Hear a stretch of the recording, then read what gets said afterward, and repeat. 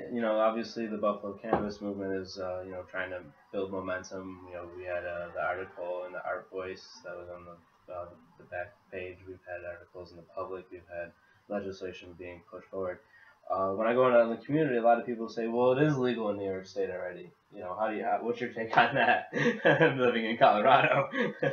I mean, I used to kind of say stuff like that too. I used to say, it's practically legal here because, you know, I feel like this is a pretty lax state about it. At least in the city of Buffalo, every time like I've gotten harassed by a cop with weed, they've been mostly cool about it. They just make you destroy it because they know, it's not worth their time. They don't want to do the paperwork. They don't want to have to, take time to take you to jail when they realize, there's real crime out there that they need to be enforcing. So I can kind of see where they're coming from, but you can't go to a store and buy it here. I mean, there are still over 300 arrests in a year in the city of Buffalo, which is still a lot of arrests for the lowest amount of possession of cannabis, as opposed to people who are selling other substances, and it's still the most amount of arrests for non-violent offenses. Well, another thing I had in that too is one time last year I got arrested for possession. The judge made my bail. He said about $1,500 cash for 15,000 bond because of marijuana on me.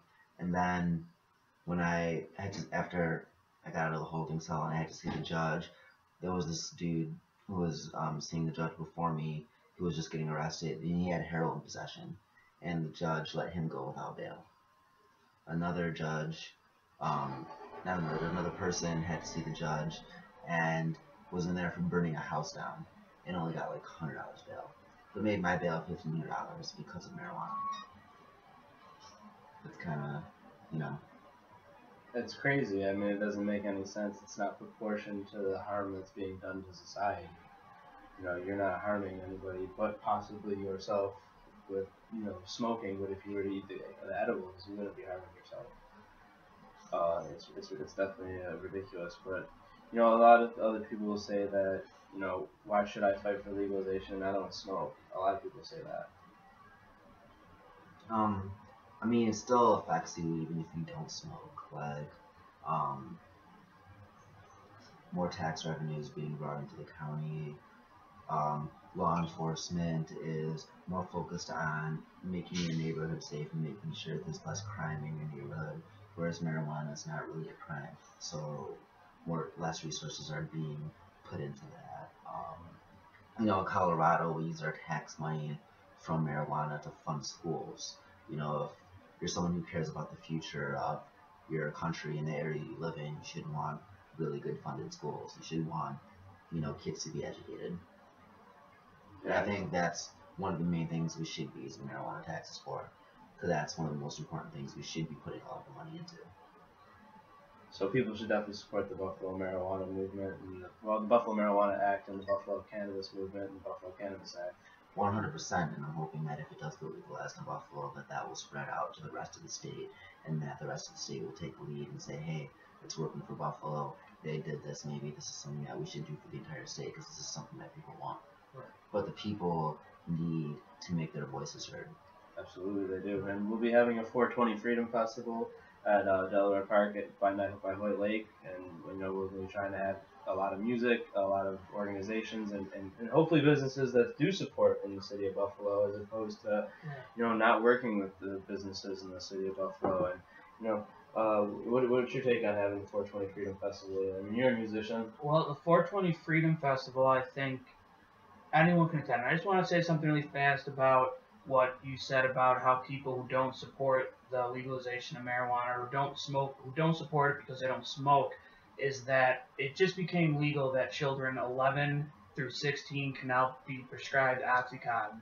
Mm-hmm. And as a former opiate user myself, and with lots of friends who use higher power opiates like heroin, we've all lost a lot of friends from heroin and opiates. Mm-hmm. And it just goes to prove that this nation will go beyond and above to ban one thing they consider a drug, but put millions and hundreds of thousands of little tiny pills to kids that are killing people our size and bigger and our age and older.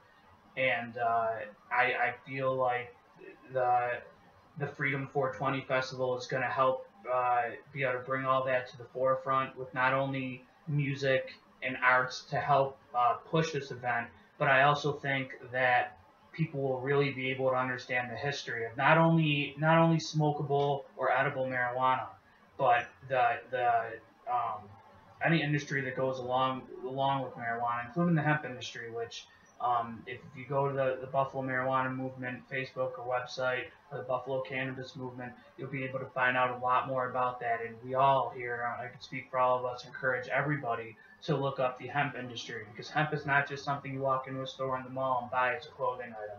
That came from marijuana, and it came from the plant matter, and a lot of things can be made cheaper, more effective due to this. And I think the government focuses very, very much so on the drug aspect of it and not the medicinal aspect and what it can do for our clothing and our power. Make houses out of it. Yes, and it could affect our families, and if certain states are going to go as far as to legalize marijuana, eventually we will be living in a state, might be the last one, but New York State will eventually have it recreationally legal, let alone medicinally legal. Because as far as right now, the medicinal program that we have currently in New York State is a joke because we don't have it yet.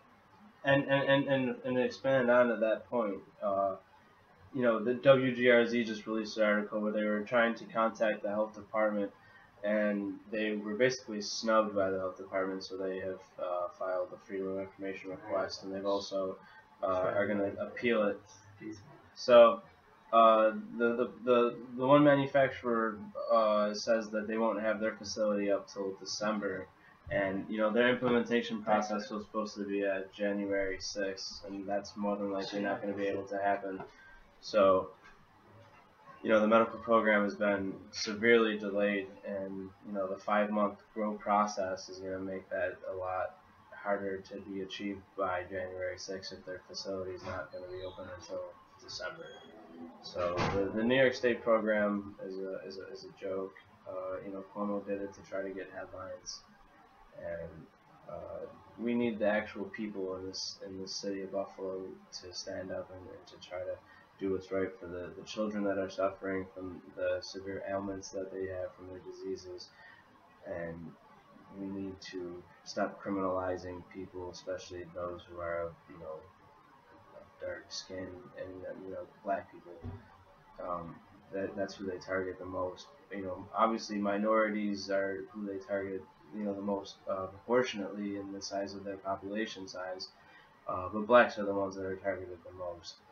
And we need to actually focus on the industrial aspect of the cannabis plant, the meth plant. And so, go to 716cannabis.com and get a lot more information on, the arrest rates in the city of Buffalo, how we can prove through, the information we've gotten from the Department of Criminal Justice Services in the state of New York, on how blacks are arrested a lot more than whites are. And not only are they arrested a lot more, but convicted and sentenced on probation, as opposed to whites who are, the cases are thrown out. So, join the Buffalo Cannabis Movement and help fight for legalization, as opposed to, saying that it's not going to happen or that it shouldn't happen. So. Domin Cannata, Colorado, live in there. Good man. Cannabis is here to stay. It's only a matter of time before the rest of the country catches on. I mean, 1 year Colorado and Washington legalized it. Then the year later you have Alaska, Oregon, and Washington, D.C. Next year I wouldn't be surprised to see a few more states. And Washington, D.C. is a city.